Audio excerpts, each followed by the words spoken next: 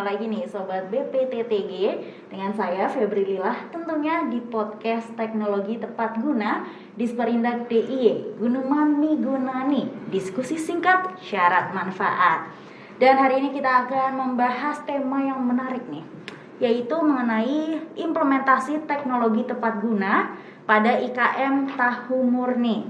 Sekedar informasi ya Sobat BPTTG, sejak tahun 2018 BPTTG DIY memiliki program penerapan alat tepat guna hasil rekayasa kepada IKM dengan kriteria sedang berkembang di wilayah DIY.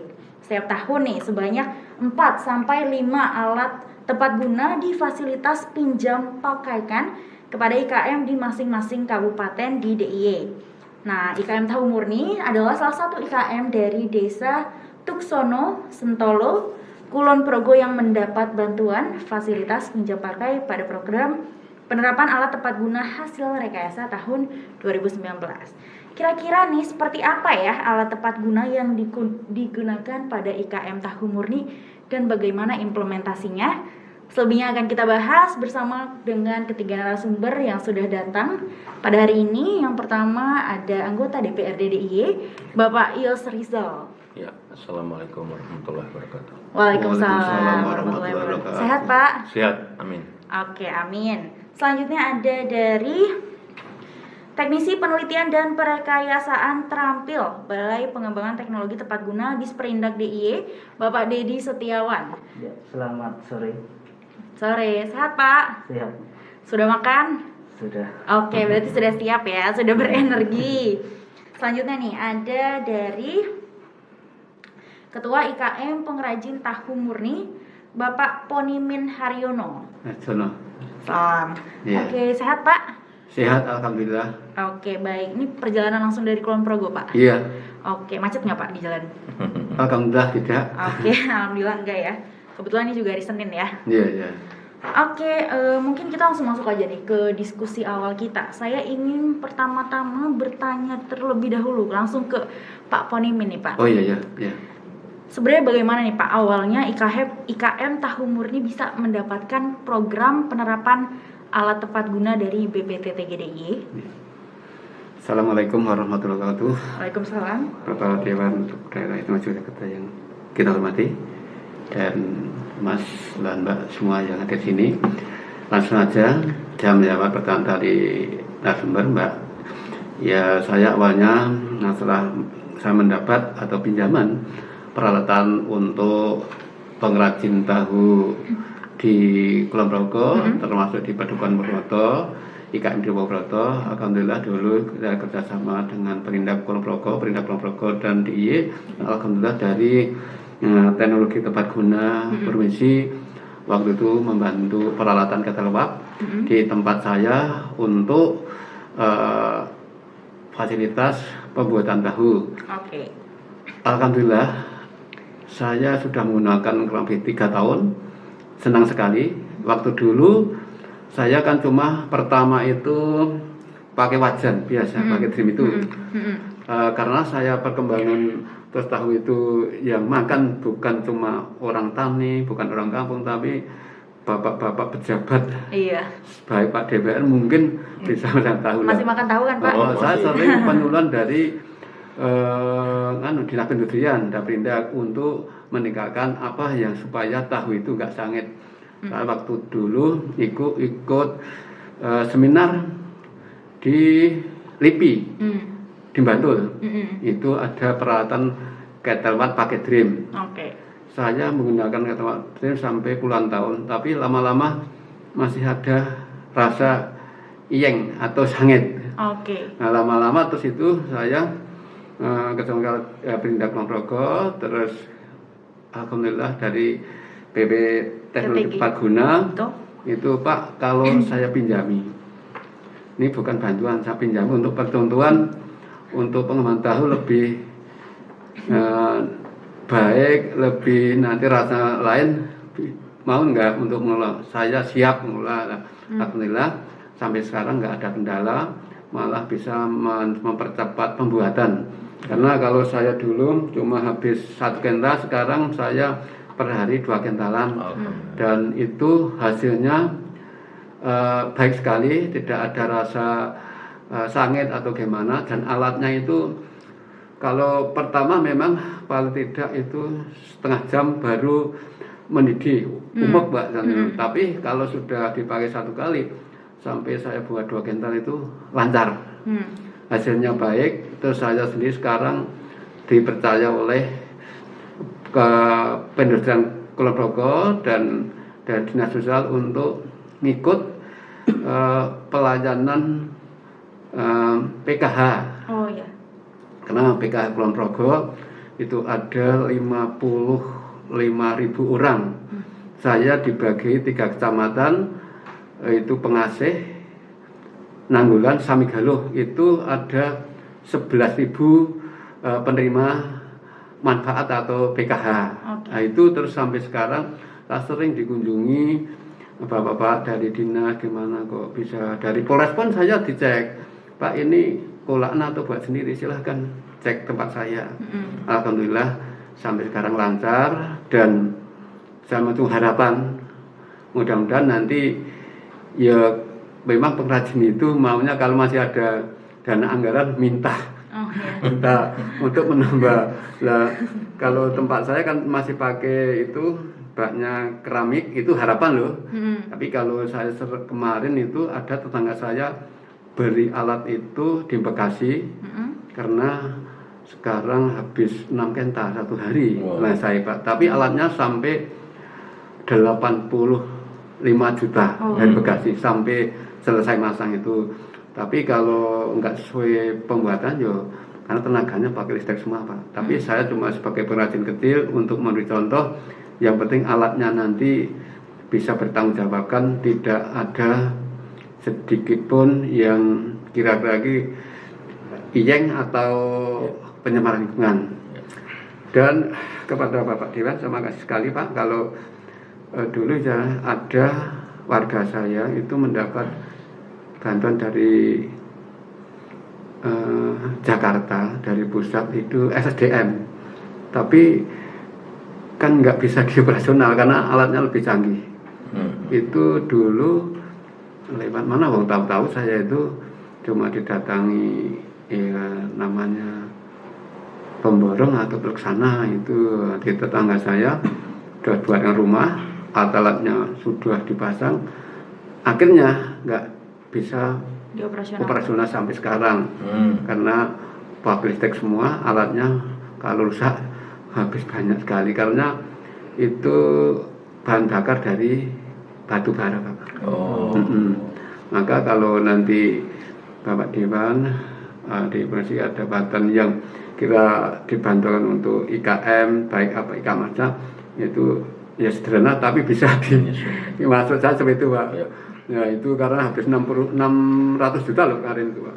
Iya itu waktu itu dari Pak Bupati dari Unggit datang, tapi gede-gede nggak bisa dipakai. Maka sekali pada teknologi Guna Yogyakarta di tempat saya, alhamdulillah nanti saya sendiri sebetulnya disuruh untuk melatih tahu pertama di Thailand Pak.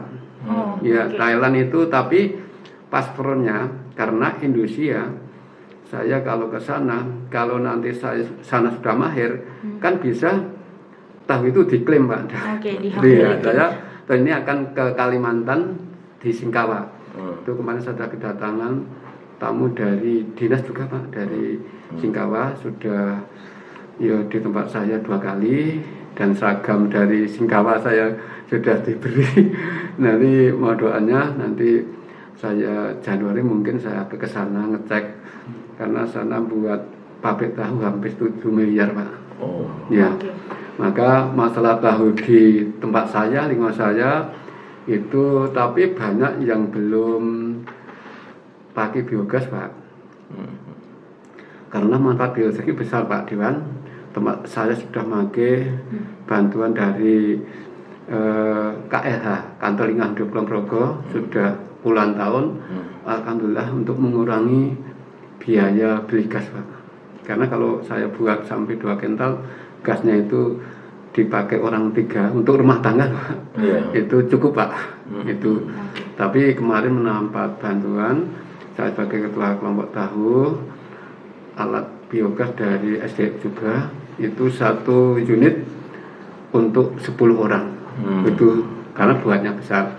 Maka Bapak, Mbak, dan semua yang ada di sini, saya mewakili dari IKM, peralatan teknologi tepat guna memang sangat baik, dan mungkin nanti dari teman-teman pengrajin yang saya bina di kelompok saya pengrajin tahu murni mungkin akan ikut membeli atau buat proposal lewat baik bantuan di Bapak DPR atau mana untuk nanti, karena Kulon Progo sekarang Pak Bupati waktu Pak Asto itu, Pak, mungkin kalau bandara sudah operasional tahu itu kalau bisa mungkin jangan sampai keluar Kulon Progo, cukupilah Kulon Progo dulu.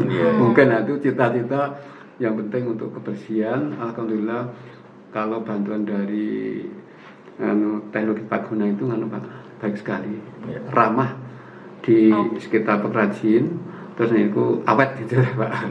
Ya, itu yang saya sampaikan kepada Mbak. Masalah bantuan apa atau faedahnya yaitu, dan itu saya masih cita-cita peralatan yang mungkin saya nanti akan pesan untuk di teknologi tepat guna untuk merebusnya, untuk sesudah itu kan disaring untuk tempat itu. Saya kemarin dengan Pak Sumantri harganya yo nggak mahal, itu cuma 2,5 per jeding itu. Tadi kalau saya membutuhkan 3 cuma 7,5. Kalau sebagai pengrajin sekarang saya alhamdulillah Pak itu sudah bisa, nanti harapan saya sudah bisa, nggak kok terus nunggu bantuan kalau saya seperti itu. Gitu Pak. Gitu aja. Kalau mungkin ada pertanyaan lagi, kalau saya bisa jawab, kalau tidak ya nanti sama-sama dengan. Baik, terima kasih Pak Dedi sekaligus menyampaikan keluh kesahnya dan harapannya ya Pak. Sebelum kita masuk lebih dalam nih mengenai alat tepat gunanya ya yang diimplementasikan di IKM Tahu Murni, saya minta tanggapannya dulu nih dari Pak Yos. Oh iya, tentu posisi kami adalah sebagai wakil rakyat ya, yang selalu mendorong pemerintah Pemda DIY untuk melakukan langkah-langkah strategis untuk bagaimana misalnya usaha kecil menengah ini bisa berkembang. Amin. Nah, seperti apa yang dipaparkan oleh Pak Ponimin ya, Ponimin, kita sudah mendengar bahwasanya alat tepat guna itu sangat bermanfaat, ya sangat bermanfaat. Yaitu juga bisa bicara di situ tentang efisien, bicara tentang efektif, gitu. Itu ramah lingkungan. Nah, dari 3 persoalan itu saja sudah ada keuntungan yang diperoleh oleh perajin tahu tadi. Nah itu, jadi kami sebagai anggota dewan ya mendukung yaitu setiap keputusan dan kebijakan dari Pemda DIY untuk bagaimana memberdayakan yaitu masyarakat kita kaitannya dengan industri kecil dan menengah, khususnya hari ini kita bicara tentang tahu ya. Oke, baik, terima kasih Pak Yos. Mungkin kita bisa lanjutkan lagi ya mengenai alat tepat guna, inti bahasan dari podcast kita kali ini. Seperti yang kita tahu ya, alat tepat guna yang diberikan kepada IKM Tahu Murni merupakan steam boiler ya, atau ketel uap. Iya. Mungkin dari Pak Dedi nih, bisa dijelaskan dulu Pak, seperti apa sih Pak steam boiler ini yang dibuat oleh Balai Pengembangan Teknologi Tepat Guna? Ya, terima kasih Mbak Febri. Nah, jadi kita berangkat tahun 2018 itu kita survei Pak. Iya. Nah, itu kita menemukan melihat Pak Porim ini sudah memiliki ketel uap, namun bahan yang dipakai masih dari drum bekas. Nah, kita itu melihat dari keamanannya higienismenya juga kurang. Makanya kita rekayasakan dengan berrekayasa. Kebetulan saya teknisinya Pak. Saya yang membuat. Kita rekayasakan dengan plat dari stainless semua. Jadi itu aman untuk makanan. Dan kita juga untuk tekanannya kan itu bertekanan Pak. itu kita pakai 2 bar, yaitu ada safety valve-nya sampai kita kasih ke 4 bar. Jadi aman dan tidak meledak. Iya. Gitu. Kalau untuk bentuknya sendiri ya berupa tabung itu luar biasa. Terus kemudian terdapat cerobongnya di tengahnya itu. Oke. Untuk kayak pipa kapiler untuk pemanasan yang gitu. Oke. Nah, Pak Dedi, saat pembuatan dari apa tadi namanya? Ketel uap. Iya, ketel uap ini. Ada kendala nggak Pak yang dihadapi? Kalau kendala yang signifikan itu tidak, Mbak. Cuman karena kita pembuatannya di UPT, jadi tidak di balainya yang besarnya. Peralatannya itu masih sederhana sekali. Oke. Dan itu kan kita pakai plat tebal 3 mili, Mbak. Oke. Untuk ngerol itu masih kesulitan. Iya. Oke. Oke, kalau boleh saya tahu nih, berapa lama sih Pak proses pembuatan mesin ini? Untuk proses pembuatan sekitar 2 minggu, Mbak. Oh, cukup cepat ya. Cepat. Oke. Dan sekarang sudah dapat dimanfaatkan, sudah juga digunakan kurang lebih selama 3 tahun ya, Iya. oleh Pak Ponimin ini. Saya ingin tahu dong Pak, manfaatnya apa saja sih yang benar-benar Bapak rasakan dari alat tepat guna yang dibuat oleh BPTTG? Manfaatnya saya sendiri merasakan ngirit bahan bakar. Oke. Tidak bahaya karena kalau uapnya itu besar tinggi, saya tutup sudah ada yang dikatakan untuk keluar uapnya, tapi bukan seperti saya buat dulu dream itu.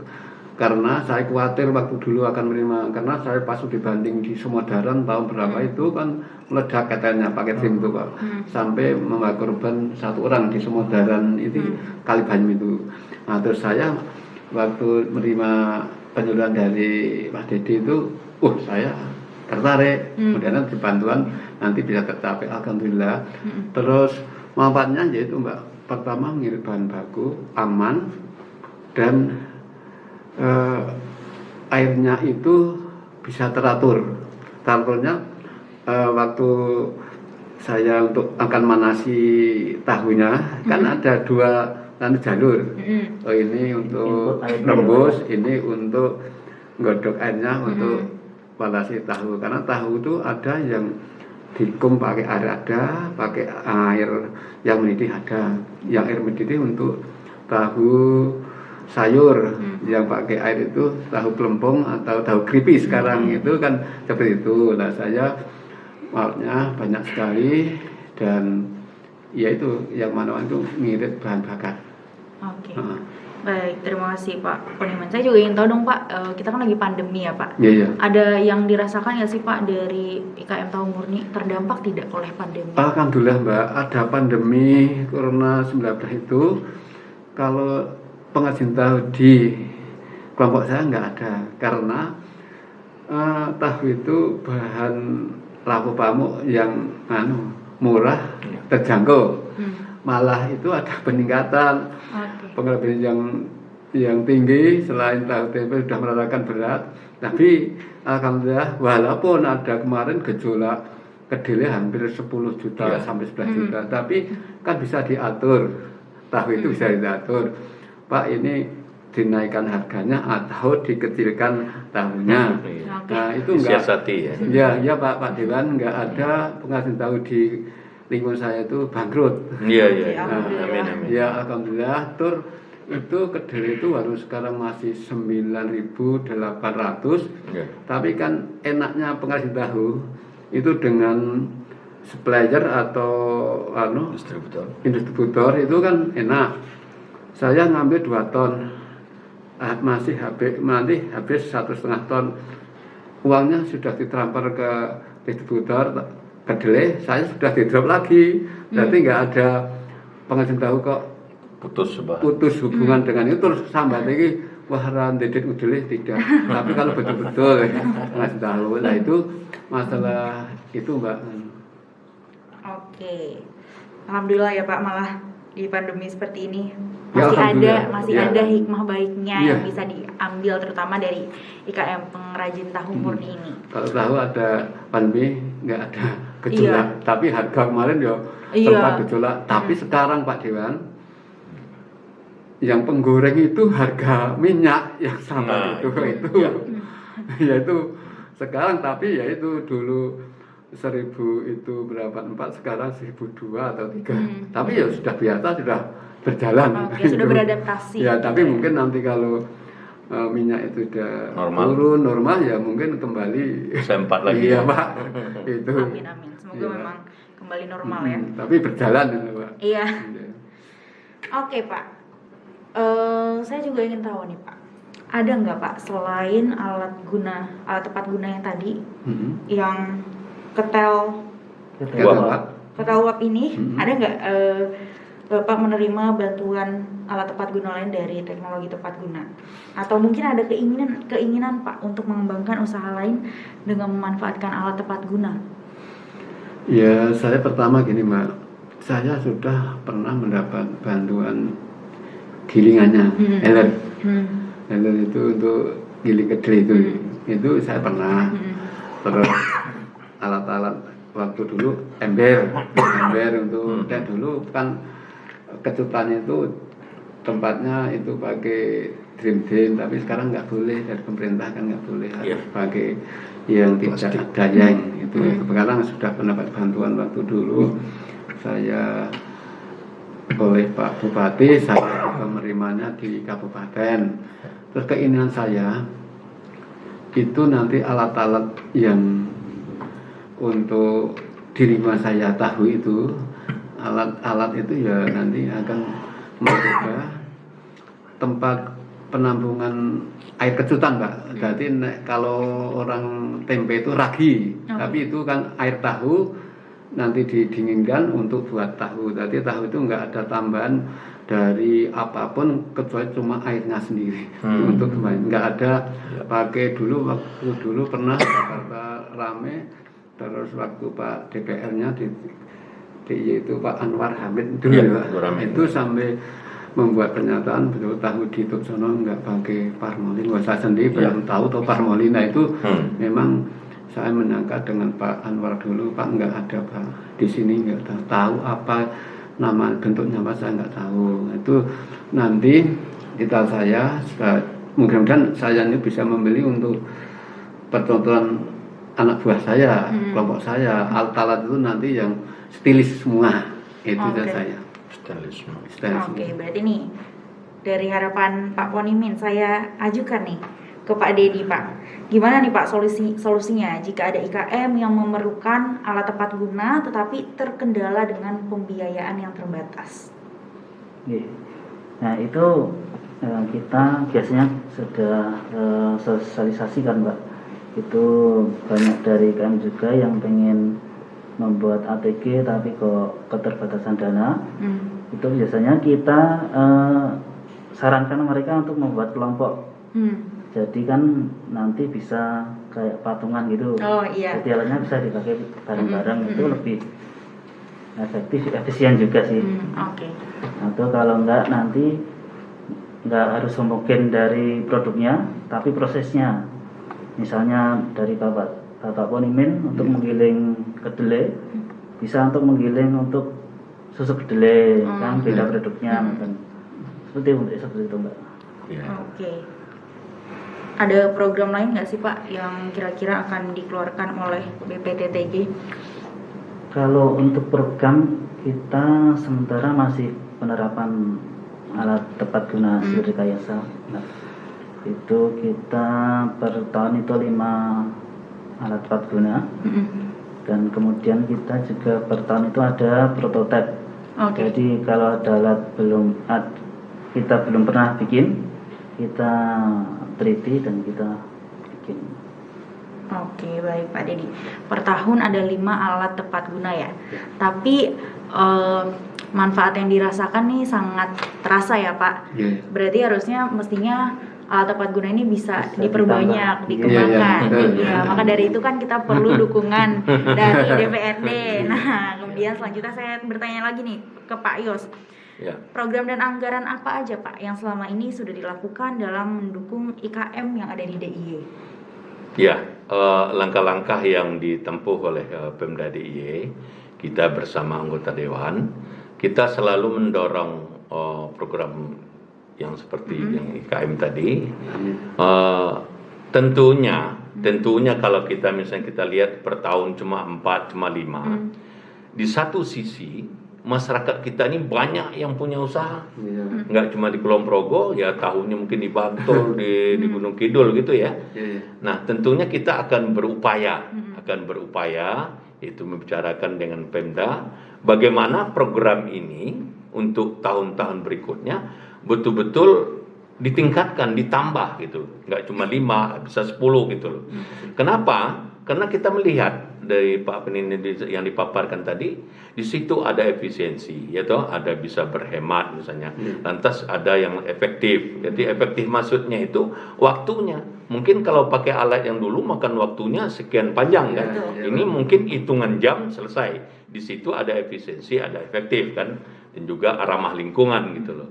Di samping itu bisa meningkatkan produksinya, jadi produksi itu bisa meningkat dari yang dulu cuma misalnya 1 kuintal dengan diganti alat menjadi 2 kuintal. Nah, semakin besar misalnya hasil produksinya, tentu kita bicara profit, keuntungannya akan juga bertambah kan gitu. Nah, itu harapan kita.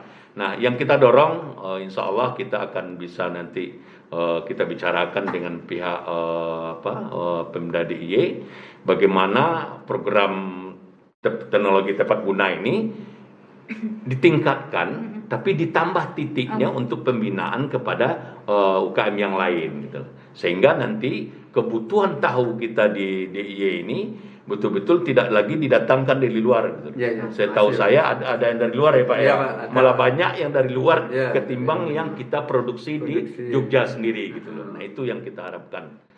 Itu yang bisa kami sampaikan. Oke, baik Pak Yos. Lanjut nih Pak. Kira-kira ada nggak Pak rencana untuk membuat kebijakan terkait untuk mendorong dan merangsang masyarakat untuk memulai wirausaha dengan menggunakan teknologi tepat guna? Ya, sekarang kan kita bersama PD sama dinas ya, kita anggota Dewan ini bersama-sama ke lapangan itu memberikan edukasi ke masyarakat kita, bicara tentang kewirausahaan baru, lantas bagaimana kita misalnya melakukan transformasi masalah teknologi tadi. Itu mulai sekarang sudah kita sampaikan ke masyarakat gitu. Itu langkah-langkah strategis yang bisa kita lakukan sehingga masyarakat kita di bawah ini paham. Yang balai latihan tepat guna tadi aja barangkali masyarakat kita dihitung yang tahu mungkin cuma 10% ya Pak. Nah, ini juga perlu kita sampaikan bahwa kita ini punya yaitu balai latihan yaitu teknologi tepat guna ya. Nah, itu harus kita sampaikan juga gitu loh. Saya yakin dan percaya banyak yang belum kenal gitu loh. Sehingga yang punya industri usaha kecil di rumah belum mempergunakan teknologi tepat guna ini gitu loh. Itu yang kita harapkan. Sehingga nanti proses dia berusaha itu tidak memakai waktu terlalu lama, tapi sudah bisa meningkatkan kesejahteraan keluarganya. Gitu. Konsepnya kan di situ. Ya. Baik, terima kasih Pak Yos ya. Semoga sih memang kedepannya mengenai BPTTG ini dengan ada podcast ini juga bagus luas ya sosialisasinya. Selain itu ini informasi aja nih Pak. Selain ada teknologi tepat guna, BPTTG ini juga punya unit kemasan loh. Itu juga sudah kita bahas di podcast lainnya. Semoga dari DPRD juga bisa menginfokan, mensosialisasikan ya Pak terkait dengan adanya fasilitas-fasilitas yang dibuat oleh Balai Pengembangan Teknologi Tepat Guna ini. Amin, kita aminin bareng-bareng ya. Semoga semakin berkembang, bisa mengembangkan IKM yang ada di DIY juga. Oke, terakhir nih sebelum penutup, saya minta harapannya dong dari bapak-bapak sekalian terkait dengan implementasi teknologi tepat guna pada IKM yang ada di DIY. Mungkin bisa saya mulai dari Pak Dedi dulu. Harapan dari kami BPTTG, kami berharap untuk IKM itu lebih bisa mengenal BPTTG, dan kita juga sudah ada Instagramnya di BPTTG DIY. Nah, kemudian kita juga berharap para IKM ini bisa menggunakan alat tepat guna agar produksinya bisa efisien, efektif, dan lebih meningkatkan ekonominya. Iya, ekonomi DIY ya. Iya. Oke, terima kasih Pak Dedi. Selanjutnya mungkin saya minta harapannya dari Pak Ponimin, silakan Oh, iya. Pak. Harapan saya makasih pada Bapak Dewan yang sudah banyak memberi ya semangat sebagai Ya. saya pengrajin kecil Ya. menengah tahu. Ya Pak, betul Pak, mohon doanya mudah-mudahan nanti masih pengrajin tahu itu enggak kok cukup wah aku tak semene wis semene, tapi berusaha untuk meningkatkan Ya. pemasaran. Ya. Dan makasih sekali nanti dari BP Teknologi Tepat Guna jangan cuma 4 atau 5 unit per tahun. Nah itu makasih sekali kepada Bapak Dewan, dan yang saya rasakan Pak, saya setelah dibantu peralatan di tempat saya itu harapan sudah tercapai. Dulu saya nyekolah anak sampai sekarang sudah menjadi ASN. Terus sekarang alhamdulillah itu saya sudah punya armada sendiri. Waktu dulu karena waktu dulu baru ya suka sekali, alhamdulillah adanya alat itu betul-betul Pak Dewan bisa meningkatkan ekonomi meskipun keluarga. Itu saya yang sudah rasakan.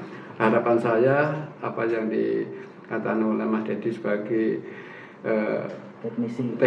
teknisi nanti apa yang nanti saya rencanakan mungkin nanti bisa melayani baik, saya akan beli nanti bantu biar kalau ada di tempat lain enggak saya wah ini Pak Ketua apa masuk di tempat saya. Saya nggak senang, saya sudah dicontoh, saya membeli ini loh alatnya tambah itu kita harapan saya seperti itu.